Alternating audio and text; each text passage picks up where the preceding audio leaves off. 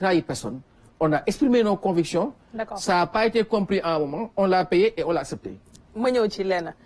muy Khalifa Sall ak Barthélémy Diaz yëg nga dañu wax ne tàqalikoo nañ te que Barthélémy Diaz am na tamit yéene wu taxawal moom it yëfi boppam pour demal boppam lu la bett la ñaar ñooñu ànd bi tàqalikoo non mënuma bett parce que dama considérer que logique bi dafa am ni mu ko waxee léegi logique ku taxaw si boppam moo jeex parce que boo gisee sunu élection yi nu mu méttee boo gisee élection présidentielle ni ñu ko gérer ça veut dire que amatuñu appareil politique parce que même ci biir appareil politique bi dafa am ñoo xam ne bokkoo ak ñoom parti bokkoo ak ñoom orientation à chaque fois que élection ñëw ñu lay indil ay considération mais à chaque fois que exister en politique ñëw mooy faire des sorties défendre le leader défendre nos positions on ne voit personne donc taxawu ni gis que bu ñu war a joxee ay postes. kon dañoo seetaan Barthélémy ci li ñu génn en fait. ba mu perte mairie de Dakar seetaanuñu ko ba mu perte mairie de Dakar mais pour que ñu taxawal Barthélémy appareil politique mooy taxaw. da ngay am armée da ngay am équipe da ngay am des gens dans la communication da ngay am des gens dans la vie politique da ngay am des gens dans les élections ça on l'avait plus la vérité il faut être honnête et le reconnaître on n'avait plus cet appareil-là pour faire face à n'importe quelle force politique. D'accord. Et c'est ça aujourd'hui que à un moment ou un autre à chaque fois que les gens ont voulu marcher sur Taxawu ils sont allés sans pour autant qu'il y ait de l'obstacle parce que amatuñu woon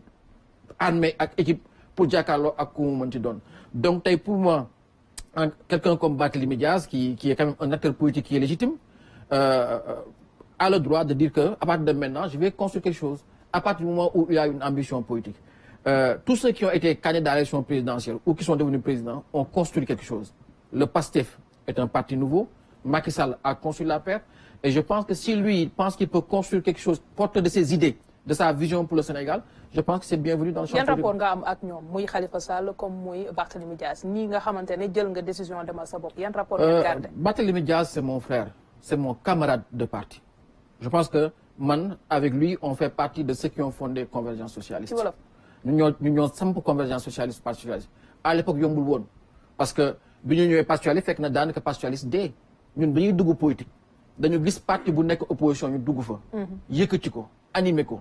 avec le courage de Barthélémy avec son engagement avec sa sincérité politique loolu moo ko jox li mu am moo tax tey mënuñu lul encourager ko si li muy def parce que on a toujours été avec lui Khalifa Sall nos relations dépassent le cadre de la politique Khalifa Sall a des liens particuliers avec ma famille c'est pour ça que bi mu nekkee maire de Dakar wax ni que dama soxla ay cadre dama soxla ñu ma jàppale sama liggéey moo tax ñu bàyyi la ñu doon def bitim réew ñu jàppale ko ànd ak moom boobu léegi on n'a même pas vu le temps passer donc sama relation ak moom de relation politique et c'est des relations très très profondes tey aujourd'hui Khalifa pour man dafa nekk ko dafa am ay ñaari bor muy yan bor bi ci njëkk mooy que Khalifa Sall dafa nekk ku nga xamante ne jeune la xale bu ndaw dugg Parti socialiste mag ñi tàggat ko tàggal ko former ko ba mu occuper toutes les fonctions député maire de Grand Yoff ministre de la République maire de la ville de Dakar secrétaire aux élections du Parti socialiste donc lu mu am yëpp ci politique confiance mag ñi la Mamadou Diop Djibo Ka Abdou Aziz Ndaw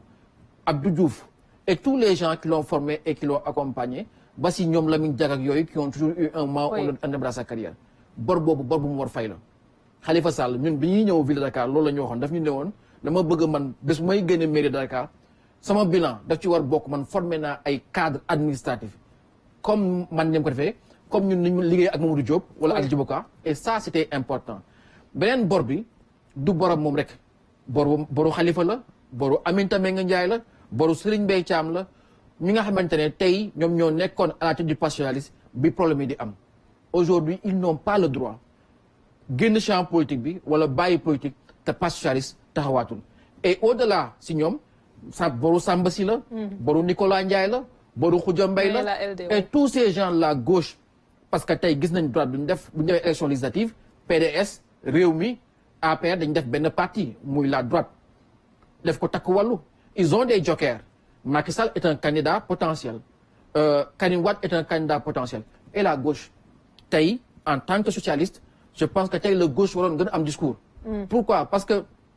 ça fait 20 ans que les libéraux ont pris le pouvoir ñun bi ñuy jógee si réew mi la ñu waxoon